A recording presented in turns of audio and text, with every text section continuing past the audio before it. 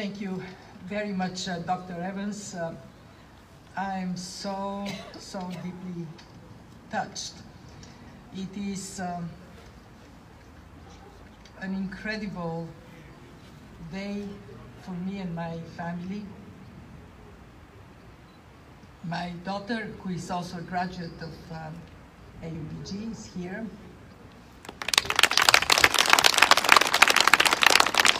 With a future possibly graduate of AUBG, my granddaughter.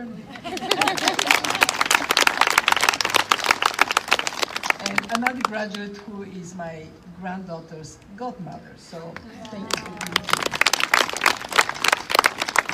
I want to recognize Ambassador Hero Mustafa. We would have not had this wonderful university without the dedication and generosity of the American people. I want to thank Mayor Stoyanov for being here. I want to recognize the presence of the regional governor, Shushkov, and the chairman of the Municipal Council, Radoslav Taskov. Thank you for joining that very touching ceremony. It is particularly meaningful for me that it takes place during the celebration of the 30th anniversary of this university. Because, like the university, starting on its journey in 1991, I started on my journey to where I'm today at the helm of the IMF with a Fulbright scholarship to go to MIT that very same year. It is so touching to have dear friends Encho, Bobzelik, Ngozi taking the time to provide evidence to you for your decision. I must admit, I feel some humility of listening to all that. And just to lighten up the atmosphere, Encho, I would remind us of a famous quote, "I am not dead yet." So, what do I want to share with you today?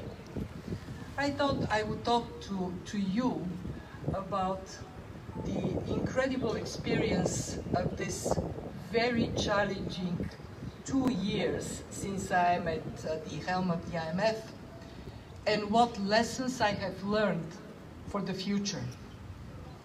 We have been living and still living through a crisis like no other.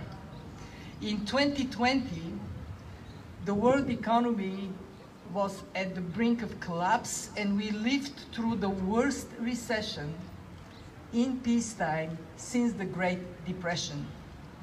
In 2021, we are projecting a recovery, but it is a recovery also like no other, with stops and goes and with new issues emerging on the horizon.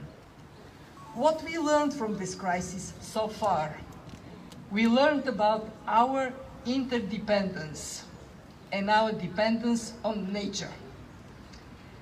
We learned about our incredible ingenuity with researchers coming up with vaccines in a record short time. And we learned about our ability to do things that are unthinkable when we are pressed to move.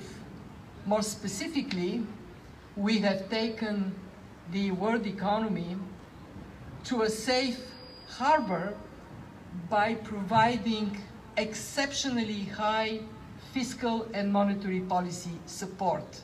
And for us Europeans, we went to borrow on markets as a collective, something that I thought I would not live to see. We also recognize that economic policy cannot be left only to economists. And for the first time at the IMF, we are integrating epidemiological projections for how the vaccine is going to protect us and how variants are going to hit us, so we can decide on what is the likely pathway for the world economy. And just to give you the story for this year, we still expect growth for the world economy of around 6%, but the combination of this 6% continues to shift, with some countries doing better than others. We learn all those things that are positive, but we also learned quite a lot about the fractions in our world. The most obvious one, our complete lack of preparedness for a pandemic that scientists have told us time and again is going to come. Second, we learned that when it comes, our collective ability to act is hard to master. And a term, vaccine nationalism, unfortunately emerged. Hopefully we can bury it, but it did come.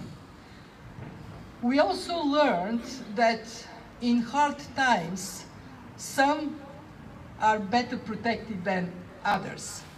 We saw advanced economies, rich countries, being able to pour 28% of GDP equivalent in fiscal and monetary support to cushion the impact of the crisis on their businesses and their people.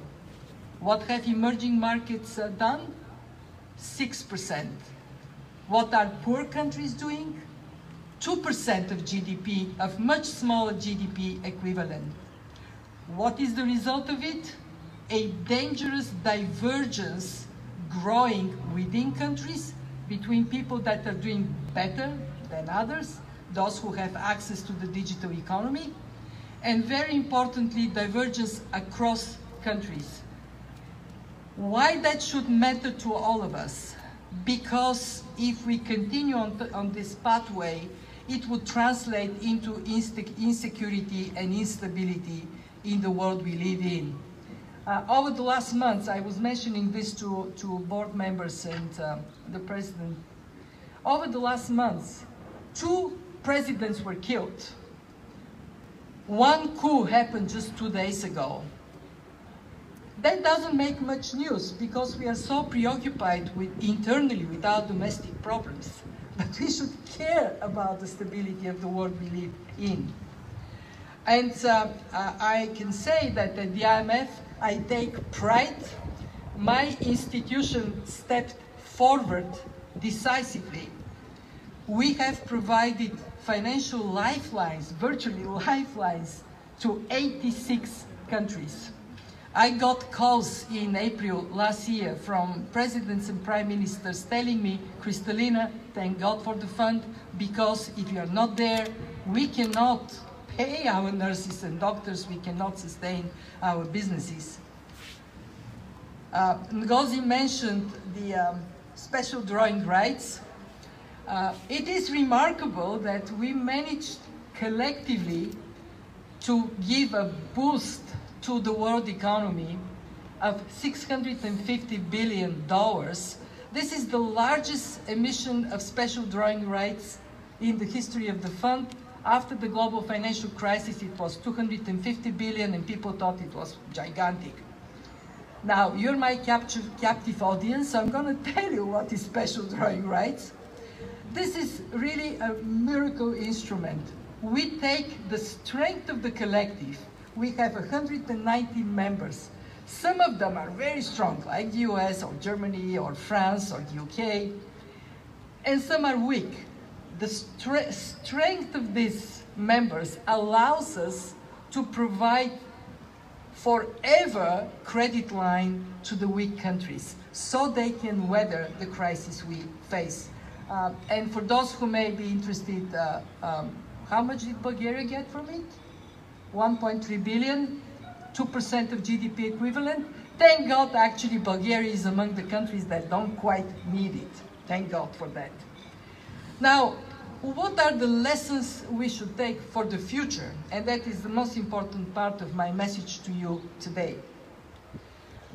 The message I have is we have to recognize we live in a fast-moving, shock-prone world. And we ought to build agility, adaptability, and resilience in this world of ours. It was my granddaughter who taught me a very important lesson about the speed of change. How we are no more in the world I grew up of slow developments. I was telling her, as a good grandmother, how when I was her age, there was no TV and there were no computers. And she looks up at me, she was 5 then, she looks up at me and says, "So you only had iPads?" My point is that we have to recognize that preparedness, prevention, early action, resilience are ingredients we have to adapt as people, as communities, as countries, as businesses. And Andrew Gospodinov knows a lot about it because this is what he and I used to do at the Commission. What does it mean to build resilience? And I would leave you with these 3 thoughts. 1, resilient people. People that are very well educated, as you will be, those of you graduating from here, that are healthy, socially active, connected in communities, but also with strong core values of humility, empathy, kindness, because we need each other in this world of ours. We need to be able to offer a helping hand. Human capital is what makes a difference for this future. 70% of the wealth of this planet is us, it is people, and yet so often we pay more attention to the roads and the bridges and the buildings and not to what makes us strong, us. Second, resilient planet. One of the things I learned in my life is that we often ignore the law of unintended consequences. In the case of climate change, so very obvious. For centuries, we built prosperity using oil and gas and coal, and it really was important and it worked. We have electricity, transportation, we connect, our industries boom.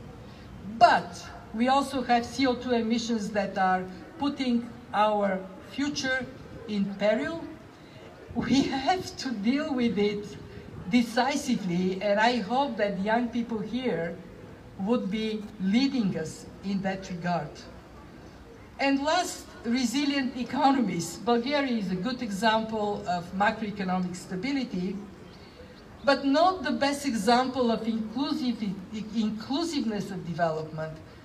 Far too many of our people feel left out or left behind. And that is a global problem. So if we want to be resilient, we ought to deal with this exclusiveness of wealth that we have seen accumulating over time. And obviously we have a huge responsibility to work together as one humanity, which is the duty of my organization, the duty of all of us. I'm very pleased that there are students from 45 countries. You together make a difference. And I want to leave you with a simple task. Abraham Lincoln said, "The most reliable way to predict the future is to create it." So you, young people, you, future leaders, do take that responsibility, do create a future that we can all respect, enjoy. Thank you very much.